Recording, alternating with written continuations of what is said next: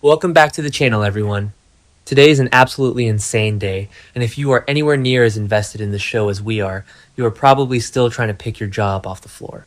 Grab a drink, pull up a chair, and let's get into it because we have so many thoughts and we need to vent right now. I cannot believe they actually did this. I'm sitting here staring at my blank television screen late at night, completely paralyzed by what just happened in episode 16,000. We have been waiting for months, literally counting down the days on our calendars for Jason Morgan to make his triumphant return to Port Charles. We all thought we knew exactly how this was going to play out.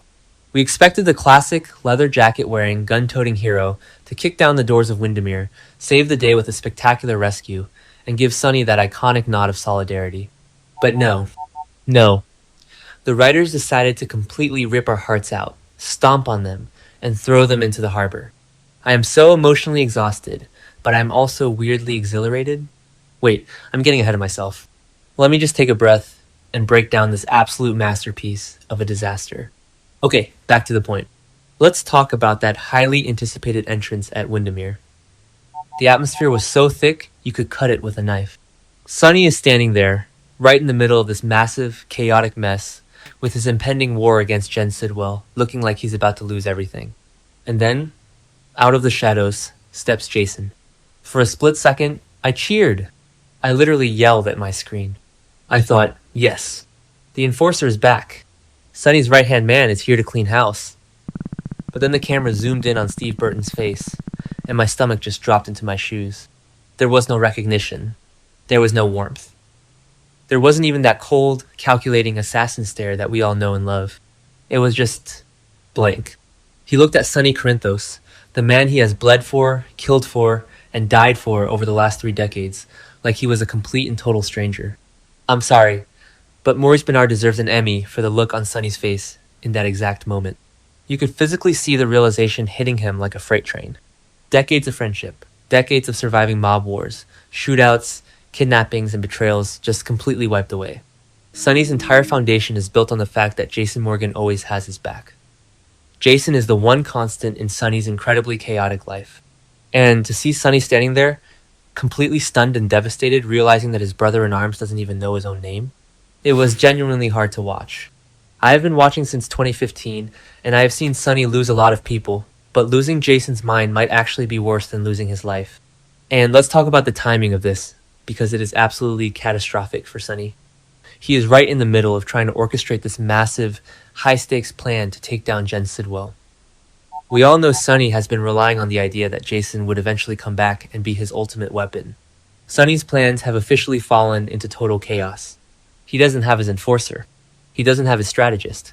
He just has a broken man standing in a castle, looking around like a frightened animal. And honestly, part of me is kind of mad at Sonny in that moment.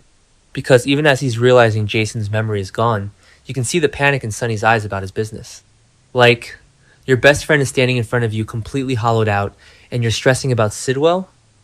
Typical Sonny Corinthos, making it about his mob empire. But I digress. Can we talk about the sheer trauma radiating off of Jason right now? We know he's been held at that WSB black site in Jakarta.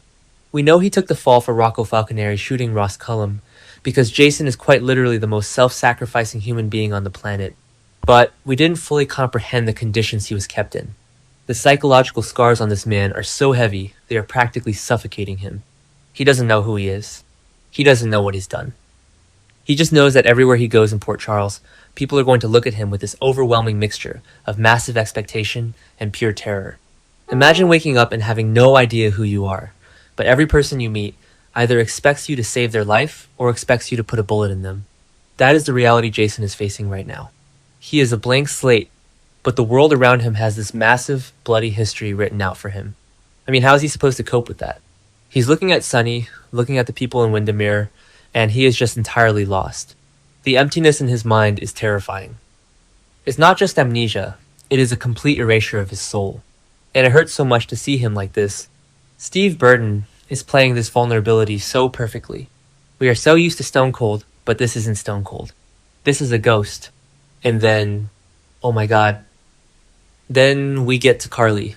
Laura Wright, take a bow. Because when Carly saw him, the sheer heartbreak that washed over her face absolutely destroyed me. Carly and Jason have this unbreakable, soulmate level bond. They have been through hell and back a million times.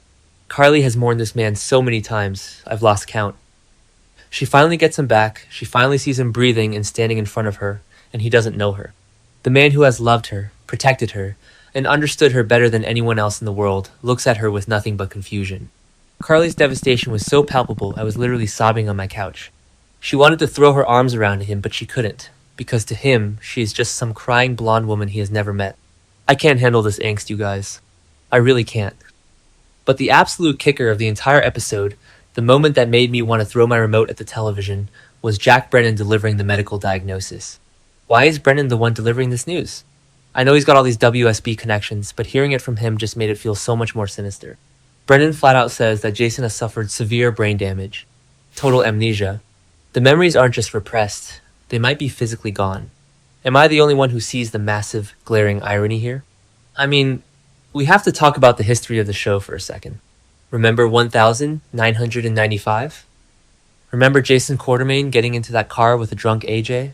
That crash caused traumatic brain damage that completely wiped out Jason Quartermain and birthed Jason Morgan. The brain damage literally rewired his personality, erased his past, and turned him into Sonny's enforcer. And now, over 30 years later, we are doing it again. He has brain damage. Again! Is this the writer's twisted way of giving us a third version of Jason? We had Jason Quartermain, the golden boy. We had Jason Morgan, the mob enforcer. Who is this new guy going to be? Is he going to be a completely blank slate? Will he hate the mob? Will he be horrified when he finds out how many people he has killed for Sonny? Because if you think about it, Jason Morgan only accepted his violent life because he woke up from that first coma with no attachment to his moral, upstanding Quartermain family, and Sonny manipulated that blank slate to build a killer. What happens if this new Jason wakes up, looks at the blood on Sonny's hands, and says, I want no part of this. I know some people are loving this twist. I've seen the forums blowing up with people saying this is exactly the kind of acting challenge Steve Burton needed, and that it shakes up the canvas perfectly for the 16,000th episode. And honestly, I kinda agree, even though it hurts. I am furious because I wanted a happy reunion, but I am also so incredibly hooked. This show needed a massive jolt of energy, and completely resetting the most dangerous man in Port Charles is certainly one way to do it. But my heart just breaks for Danny. Think about Danny. He just found out the truth from Charlotte that Jason took the fall for Rocco. Danny is dealing with all this betrayal and guilt, waiting for his dad to come home, and his dad isn't even his dad anymore. How is Sam going to explain this to him? How is anyone going to explain this to him? Jason gave up his freedom, endured a horrific black site in Jakarta, and lost his entire mind just to protect Dante and Lulu's kid. The tragic heroism of it all is just so overwhelmingly Jason, even if Jason himself doesn't remember doing it. And let's circle back to Sonny's war with Jen Sidwell. Because right now, Sonny is incredibly vulnerable. Sidwell is a ruthless, violent maniac who is currently harassing Willow and holding Lucas at gunpoint, and Sonny needs to take him out. But Sonny's entire strategy was built around Jason Morgan being the tip of the spear. Without Jason, Sonny is going to have to rely on people who are either inexperienced or untrustworthy. Is he going to drag Ava deeper into this? Is he going to rely on Rick Lansing? Sonny is scrambling, and a scrambling Sonny Corinthos is a dangerous, reckless Sonny Corinthos. I am genuinely terrified that Sonny is going to make a massive mistake because he is overcompensating for the loss of Jason. I am also deeply suspicious of Brennan's role in all of this. He drops this bombshell about the brain damage, but we know Brennan has his own agenda. He's been growing closer to Nina, he's been negotiating with Willow, and he has deep ties to the WSB. Is it possible the WSB intentionally caused this brain damage? Did they wipe Jason's mind on purpose to neutralize him? Or maybe to program him into something else? Cullum is dirty, Sidwell is dirty, and the entire WSB seems compromised right now. I wouldn't put it past them to have experimented on Jason while he was in Jakarta.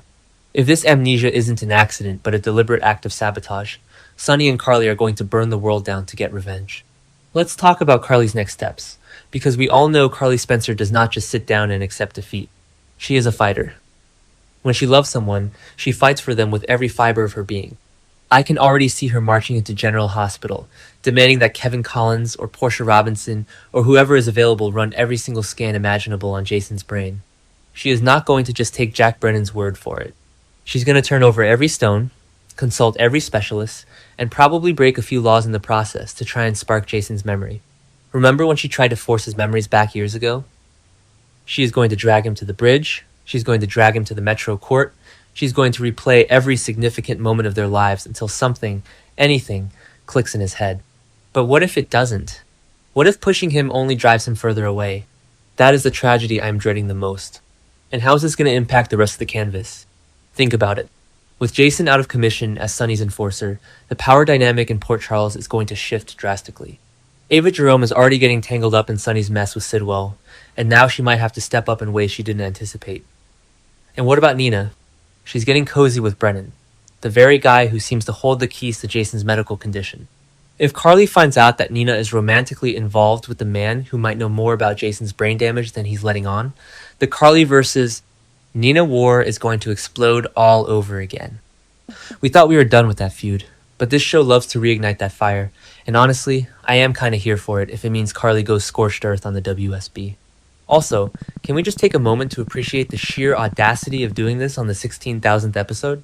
This is a massive milestone for daytime television. Most shows don't even make it a fraction of that long. They could have easily given us a fan service episode filled with flashbacks, happy reunions, and a neat little bow on the current storylines. Instead, they chose violence. They chose to fracture the core of the show's most iconic trio, Sonny, Carly, and Jason. It is a bold, risky move that proves General Hospital isn't afraid to take massive swings, even when they know the fans are going to be screaming at their screens. I have to respect the hustle, even if I am personally victimized by it. I am also incredibly curious to see how Jason interacts with the people he doesn't have a deep, traumatic history with. Like, how is he going to react to someone like Gio Palmieri, who just saved Drew from drowning? Or Trina, who is currently dealing with her own massive family trauma. If Jason is truly a blank slate, he might gravitate toward the people who don't look at him with a lifetime of baggage. He might actually find peace away from the Corinthos family, and honestly, as much as I love the mob drama, a part of me thinks Jason deserves a break. He has spent his entire adult life bleeding for Sonny. Maybe this brain damage, as tragic as it is the universe's twisted way of giving Jason Morgan a chance to finally live for himself. I just keep replaying that final scene in my head. The lighting in Windermere, the shadows, the silence. Jason standing there, looking at these people who love him more than life itself, and feeling absolutely nothing. It is a masterclass in soap opera tragedy. We tune in every day for this exact kind of emotional devastation, don't we? We complain when things are boring, and then the writers do something like this, and we complain that our hearts are broken. But that's the beauty of General Hospital. After 16,000 episodes, they can still find a way to pull the rug out from under us and leave us gasping for air.